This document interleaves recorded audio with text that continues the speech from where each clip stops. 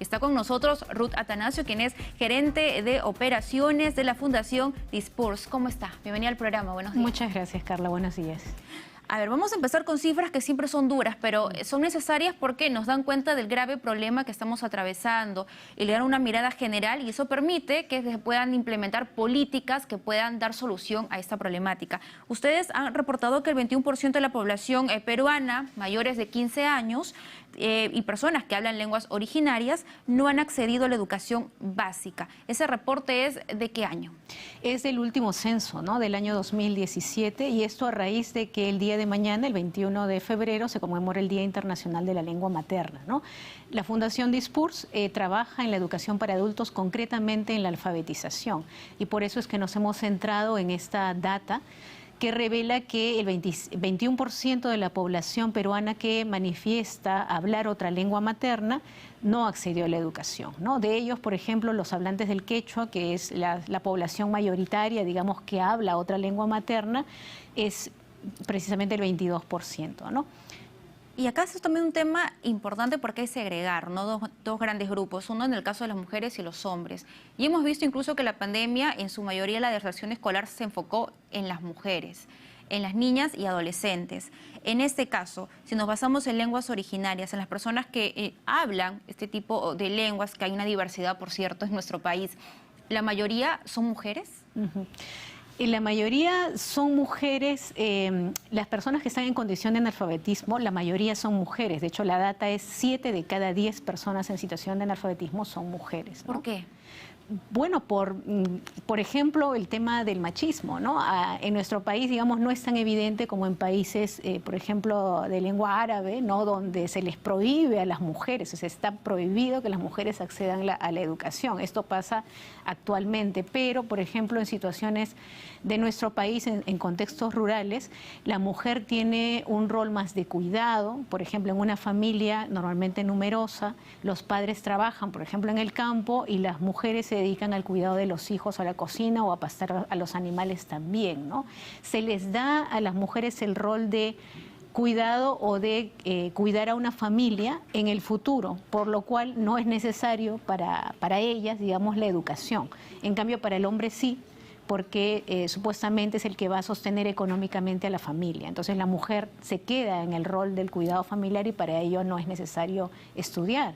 Cuando realmente es un problema, por ejemplo, que una mujer no sepa leer y escribir para hacer el cuidado preventivo de la salud de sus hijos, ¿no? Cómo leer, por ejemplo, un carnet de vacunas, cómo leer una receta médica cuando sus hijos están mal, o cómo, por ejemplo, entender las muchas campañas de salud que se hacen para sacar a los niños de la anemia y la desnutrición, cuando todo lo que te entregan está escrito, vienen organizaciones a capacitarte con presentaciones, ¿no? Que utilizan muchas palabras, o quieres hacer gestiones y necesitas leer y escribir para poder incluso hacer el ejercicio de tus derechos o cuidar a tu propia familia, ¿no?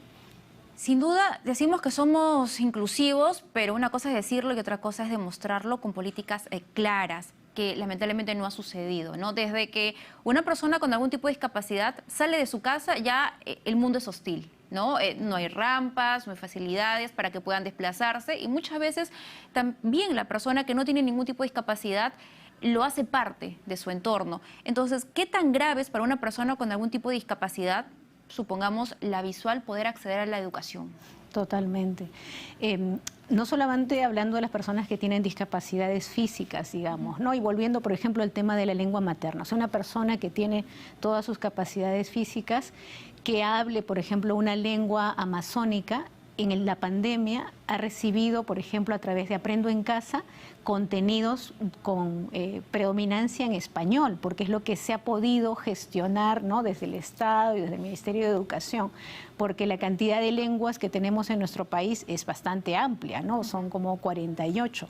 Y ya el hecho, por ejemplo, de hablar una lengua materna ha sido una limitante para que no solamente no se entienda todos estos aprendizajes que debieron haber recibido los niños y jóvenes y también las personas adultas, sino también en todo el ejercicio de sus derechos, ¿no? Y a ello súmale discapacidades o temas también de género. Eso hace que las poblaciones, este tipo de poblaciones, sean cada vez más vulnerables y estén prácticamente fuera.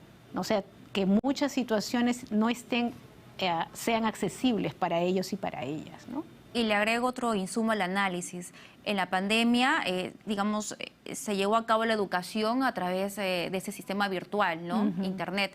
Y ni siquiera en Lima muchas personas tienen acceso al Internet. ¿Qué sucede en esas comunidades alejadas donde no llega la fibra óptica, donde no tienen ni siquiera la tablet, Internet, no tienen acceso, están, digamos, desconectados prácticamente de estas políticas educativas? Entonces, ¿cuál es el futuro para ellos? Bueno, ahí nuevamente data. Por ejemplo, en países de altos ingresos, en el tema de la pandemia, se pudo atender, digamos, a la población a través de medios en línea cerca del 98%. O sea, los gobiernos pudieron atender y proveer educación en línea más o menos al 98%. En países de ingresos medios eso se llegó al 60%. Y en países de ingresos bajos, lo que quedó, ya que no había esa infraestructura que se necesita para poder proveer, ¿no?, Internet, además de equipos, y no solamente equipos, sino contenidos también, ¿no?, educativos, se pudo utilizar la televisión y la radio, pero nuevamente con contenidos con la lengua predominante, por ejemplo, en nuestro caso, en castellano, ¿no? Y eso que ha hecho que las poblaciones que hablan otras lenguas maternas, o sea, no atiendan esta educación porque no la entienden. Es muy importante llevar la educación en la lengua materna, sobre todo pensando en los niños, pero en general a una población que entiende mejor de forma oral en su lengua materna, ¿no? Es como intentar aprender el alemán sin ningún tipo de soporte, por ejemplo, para nosotros en castellano. O sea, eso es lo que hay que ver esta situación con empatía, ¿no? Pensemos en los niños y pensemos en las personas adultas. Por ejemplo, la educación que nosotros proveemos, que es en castellano la alfabetización, pero para contextos donde hay otra lengua materna, el facilitador, el docente, tiene que ser una persona que domine la lengua materna porque es vital, sobre todo en toda la parte introductoria. La oralidad, toda la explicación, por ejemplo, del uso de la tecnología tiene que ser en la lengua materna y se utiliza el castellano como el aprendizaje de una segunda lengua, como cuando nosotros intentamos aprender, por ejemplo, una lengua extranjera, ¿no? Así, sin duda. Y eso es importante, ¿no? Que eso se establezca porque de alguna forma también cuando la persona que domina una lengua originaria, que es su lengua materna, no se le hable en la misma, de alguna forma es una especie de desarraigo, porque no solamente no tiene acceso a esta información, sino sus saberes se pierden. Entonces, su contexto. Por ejemplo, como en el quechua, que es tan rico, ¿no? Hay, por ejemplo, solamente palabras que expresan sentimientos o expresan situaciones complejas que no se pueden traducir al castellano, así como hay muchas palabras en otros idiomas que también significan y son imposibles traducirse, ¿no? Entonces, por ejemplo, como el hablar en lenguas dominantes para una persona o un niño que tiene una lengua materna le limita también la participación y obviamente el entendimiento. Entonces es clave, y de hecho en nuestro país hay una política de educación intercultural bilingüe que obliga para que la educación para esta población tiene que ser con docentes acreditados en esta lengua, que es algo que incluso el año pasado también como que se puso en cuestión y que esperemos que se mantenga, porque es un compromiso del Estado educar, impulsar la educación intercultural bilingüe, porque eso asegura la calidad de los aprendizajes. Un niño tiene que recibir la educación en la lengua materna para que el aprendizaje sea de calidad, y el castellano como una segunda lengua, ¿no? Como una lengua que va a aprender, pero de una forma diferente. Pero los aprendizajes, por ejemplo, de lectura, de escritura, tienen que ser en la lengua materna para que realmente sean bien entendidos y bien aprovechados, ¿no? Claro, y se espera también acá. ¿Y cuál es la participación? Claro, estábamos hablando del gobierno central, pero también pueden hacer lo suyo, tal vez para ser más inclusivos, los gobiernos regionales, las alcaldías provinciales y las distritales, porque digamos, todos los actores tienen que estar involucrados en ello. Entonces, ¿qué es lo que ellos pueden hacer? De hecho, la ley de municipalidades obliga, esto está en el marco de las responsabilidades de las autoridades locales, a impulsar la educación.